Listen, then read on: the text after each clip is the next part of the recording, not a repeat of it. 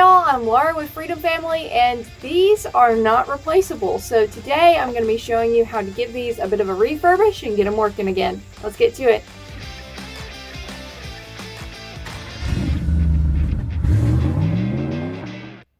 This 99 F-550 has been a project Dad and I have been working on for over a year now, and we have got plenty more videos on this to come. We've got a playlist. Stay tuned for more content on this, but for now, we'll get back to these vents. These pieces are called vacuum vents, I believe, and they keep the windshield from busting out from the accumulated pressure when doors are closed. The reason why it's important is these can flood the entire truck.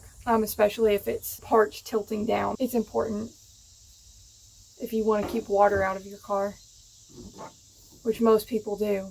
So you have to remove the seat, you have to remove the pillar trim, and then you have to remove the cardboard backing that covers this. And we've been working on this truck for so long with it completely stripped out on the inside that I didn't even think about that fact. Tried to find replacements, but they have discontinued this style. So they make the newer Ford F-150 style vents, but they do not make this older version. Thankfully, whatever plastic it's been made of is pretty durable. So I pulled the vents out, I cleaned them, it stood up to being removed, it stood up to being cleaned, and it stood up to being placed back in the vehicle. Dad and I were racking our brains on how we could fix this piece that we have and how we could try to avoid breaking it as much as possible. Dad had the brilliant idea to use car mat rubber. Any car mat will do. These were pretty thick. These weren't like the thin, really flimsy ones. They're more heavy duty, so I wouldn't worry about what type of car mat to use. This design turned out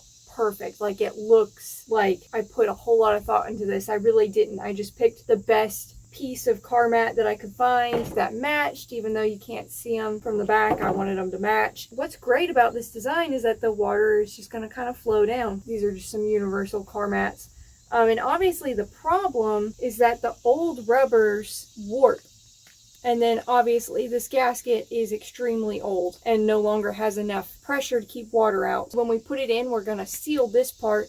But this part was also a problem too, with just the rubber warping that badly. So this seems to be a great solution, because with enough pressure, this will push out. I've used some 3M weather stripping glue to seal this. I've had a lot of good success with that in the past, so that's what I've used here. Let's go ahead and install it. So I have some clear RTV silicone. It doesn't matter what brand, but you're looking for RTV silicone. And I'm just going to hit the front and back of this little window with some rubbing alcohol to make sure we get a good adhesion. I can't put a bead of silicone on the other side because obviously the bed is in the way and I don't want to remove the bed. So I'm going to put my bead of silicone around this trim piece, and I'm going to focus on putting it on this old foam because that's where it was stopping water from getting in before. This isn't anything too complicated. You just want to make sure you don't have any breaks in your bead of silicone so that there's silicone all the way around. You don't want any gaps.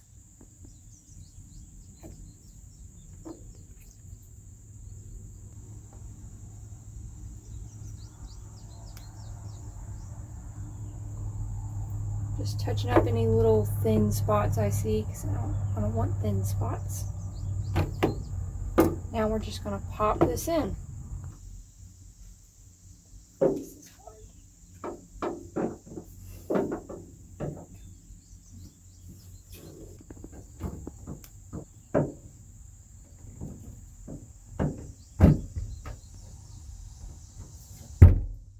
You're going to want to slide down and push in, and yeah, our tabs are holding on. So now on this back side, I'm just gonna smooth our caulk out a bit. I might actually run a bit of a bead around some of the edges if I don't have enough, but that will also help keep water from getting in. It's better to seal anything dealing with water from the outside, not the inside, so it's good to start there, but we can also just help it out a little bit from the inside too.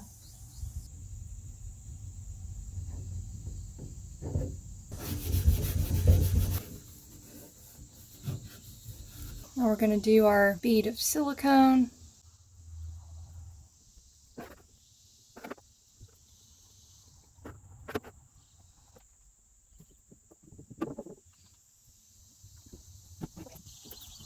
Gotta push it down onto these tabs. Satisfying snapping sound. So you can see our tabs have caught onto this edge. Now we're just gonna smooth out our caulk.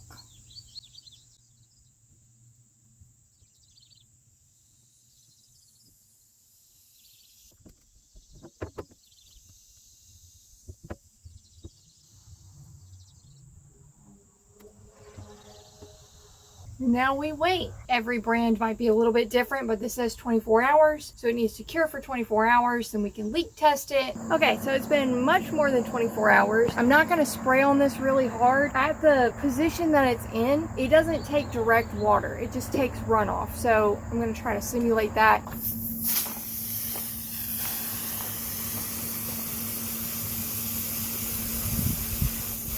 It's coming through right there. I've got to find a way to completely seal these.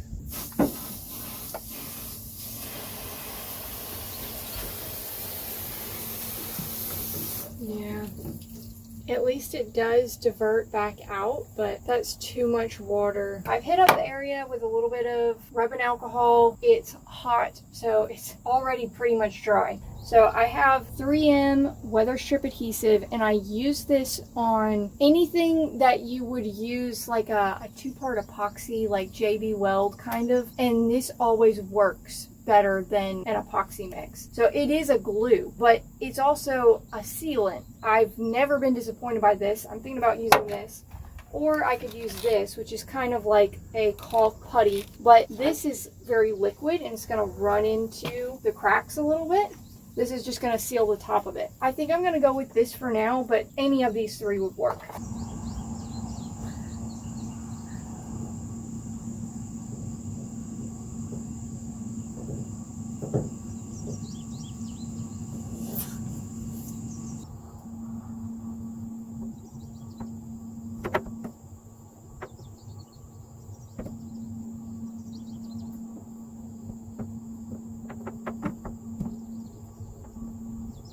So we've had plenty of time for this weather stripping adhesive to cure.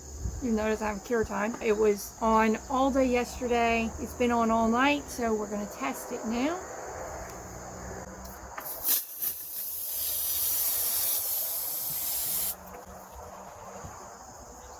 I don't see any water. I think it's good.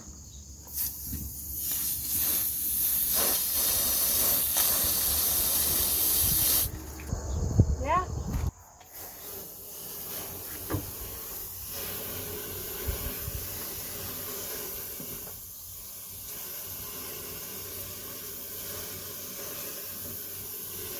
How are we looking? Dry. Yay! That's what I want to hear. Yeah, that's definitely completely dry. That definitely worked. I think that's actually a better solution than coming back with silicone. With silicone, you have to have some dexterity in your arm, in your finger, to be able to smooth it down. That's very difficult, and I have a pretty thin arm. The weather stripping just seeps into those cracks and fills it on its own. You don't have to come back behind. There's no dexterity of the hand.